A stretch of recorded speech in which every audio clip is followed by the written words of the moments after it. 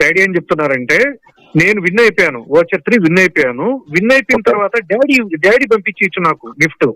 Daddy పంపించకుండా మీ ఏరియాలో ఎవరైతే నా నెల్లూరు ఉంది, నెల్లూరులో మన డీలర్ ఎవరైతే ఉన్నారో వాళ్ళ దగ్గరికి వెళ్ళేసి నేను అంటే విన్ అయినటువంటి పిన్ చెప్పగానే అక్కడ సేల్స్ కూడా అతను జరిగి ఆ గిఫ్ట్ నేను అతని దగ్గర తీసుకెళ్లిపోతాను. అతనికి బిజినెస్ కూడా జరుగుతుంది. అప్పుడు ఏమవుతుంది, డాడీ నీకు గిఫ్ట్ వాడికి సేల్.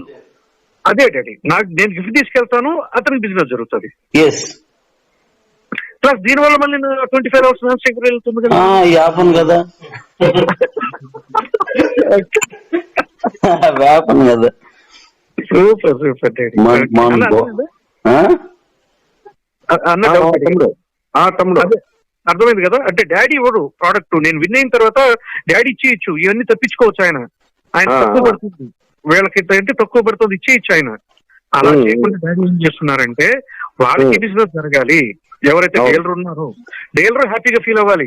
అరే నా దగ్గర వస్తువు ఈ రూపంలో కూడా సేల్ అవుతుంది అంటే గిఫ్ట్ కూడా మన దగ్గర తీసుకెళ్తున్నారు అనే ఒక మంచి మెసేజ్ ఇస్తున్నారు. Super daddy, super super. మరి ఆ డీలర్ ఇప్పించినాడు రవి అనుకో, మరి రవికి మళ్ళీ 25 వేయచ్చు, మళ్ళీ ఆడికి ఇచ్చేదే.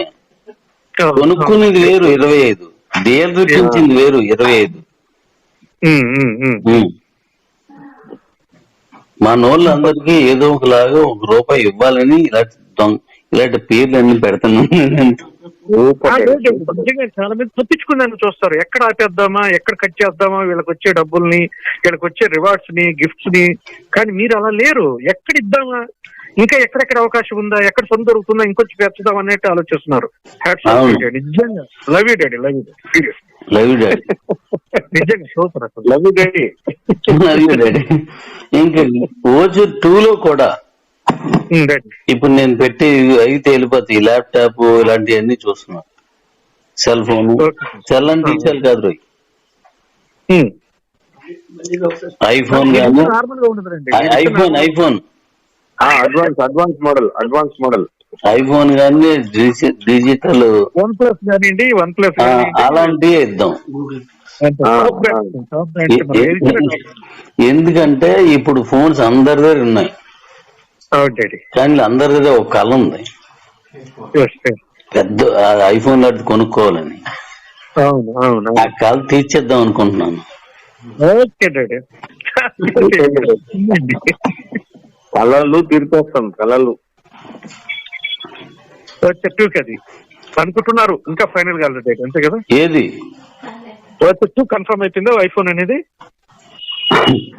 అవన్నీ నేను చేస్తున్నాను, నేను రిలీజ్ చేసేదాకా ఎవరు వాయిస్ ఇవ్వకండి. నేను చెప్పను అసలు, డిస్కషన్ కూడా చేయం.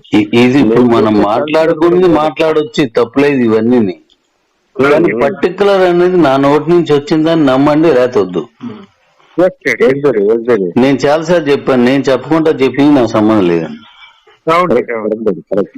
మళ్ళీ మన మిత్రులు, మన శ్రేయోభిలాషులు, నిజంగా మన బండికి రథసారథులు యూట్యూబర్ చాలా మంది ఉన్నారు.